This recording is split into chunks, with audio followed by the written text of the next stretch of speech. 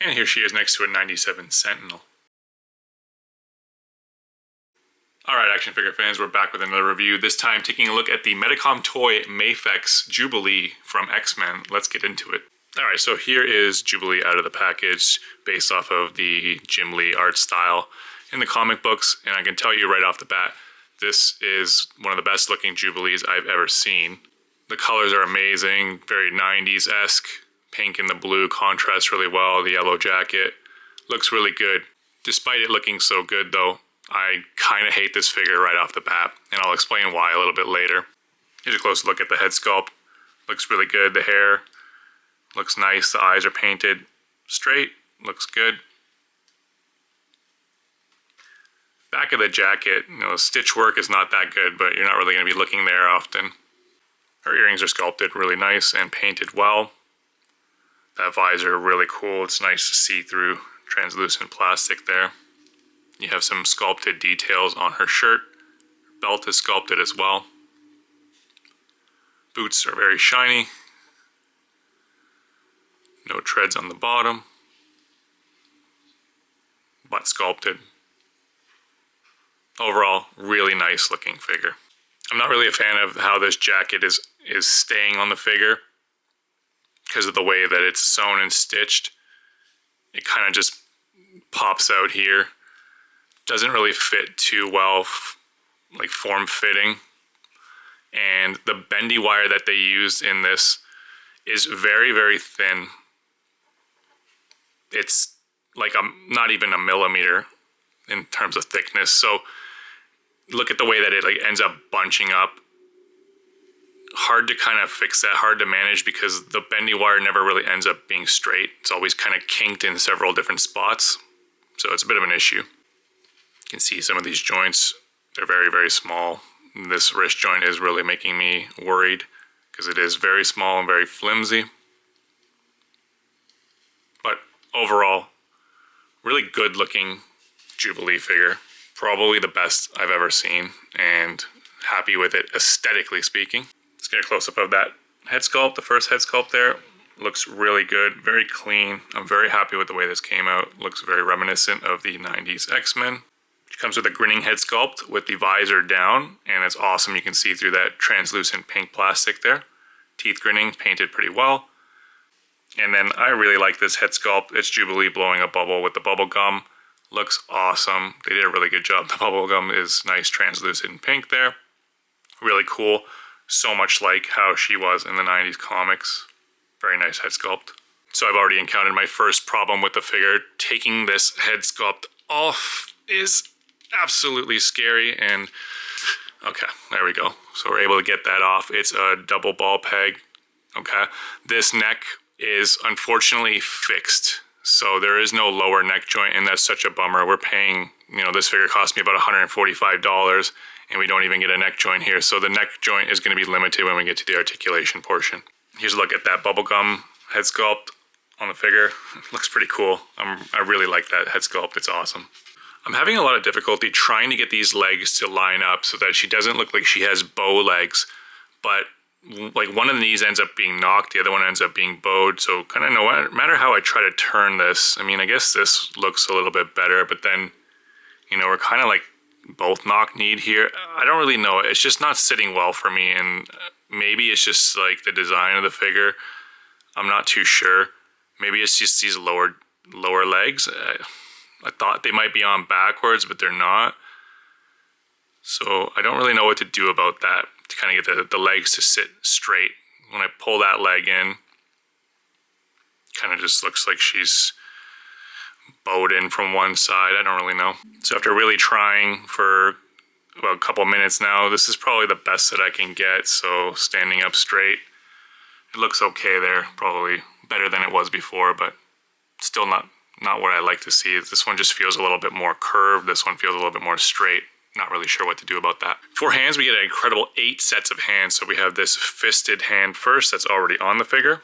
We get these 2-fingered hands, a pair of stylized hands, a pair of flat palm hands, a pair of wider open relaxed hands, a pair of relaxed hands that's slightly more curved on the end. Wait, are these the same pair of hands? They're slightly different. pair of splayed out finger hands. Wait, are these the same pair of hands? Like, what the hell are we doing here? These are almost identical. Come on, man. Then a pair of blast effect hands that are, I think they're glued on. Yeah, don't try to remove those, they're glued on. We get 2 pairs of pinkish translucent effect pieces. You can use these relaxed hands here. They seem to fit perfectly on them, just like so. These wrist pegs are extremely small and they are prone to breaking or even just coming apart right there. Be very careful when you're handling this. I would probably apply some heat. I didn't apply heat here, just pulled it straight off, but as I was pulling, I felt like the peg was stretching a bit, so just keep that in mind. I will say that the hands that were on the figure to begin with were really hard to take off, but the hands that are going on the figure afterwards were much easier to put on, probably because Mafex likes to include these little pieces attached to the hands to help keep that hole open. We get 2 of these long effect pieces, and I'll be honest, it's cool that they included them, but they're not that heavy, but they're too heavy for the character to essentially pose with. Correct me if I'm wrong, maybe it's just my joints are weak on my figure, but they look cool. They're translucent. They're more for like a, cutting across effect. I don't really know if I'm going to use them though. The artwork on the box kind of has her kind of using this like a slash effect sort of thing, so I mean it is holding. It's kind of just like up here slashing in the background there. The wrist joint doesn't really hold too well. Can't really kind of keep that up, but it's okay, I guess. Another effect piece, I won't complain.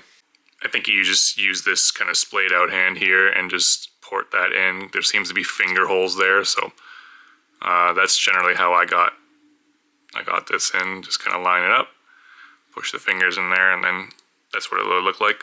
You also get your light stand, so I'm glad that they're including not only the posable rod, but they're including the straight rod there, and they're also including like a crotch cradle piece too, but Jubilee doesn't really fly much, so you can use this for other figures. All right, let's get into the articulation. So as I mentioned before, this is a fixed neck joint, so the lower neck is fixed, it's sculpted on there, so it's not going to move from the lower neck, so we're going to be able to, we're still getting good range though, we're getting good look up range, and we get this much down, so not much.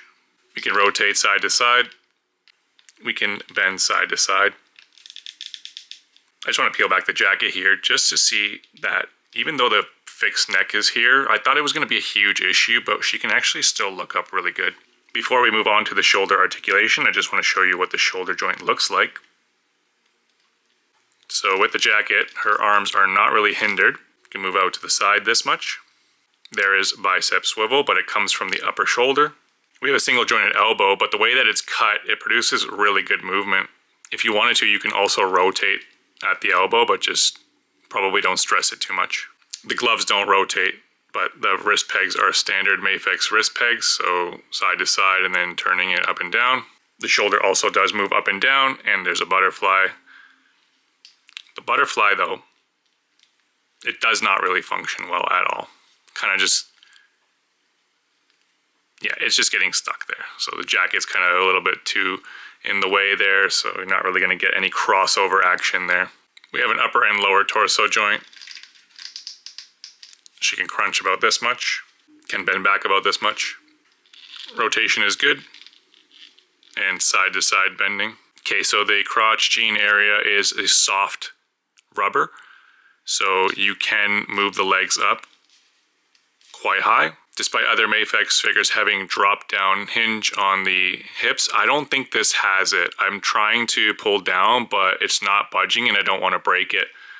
But we can move out about this much. The rotation at the hip is from the hip joint itself. They had a perfect opportunity to put a thigh cut right here where the jeans meet the skin there, and they just did not do that. When you're posing the hips, you need to be careful that you don't pinch the crotch piece into the hip like this. You need to kind of tuck that underneath when you're lifting the leg up so that you don't ruin the shape of the crotch piece. Single jointed knees.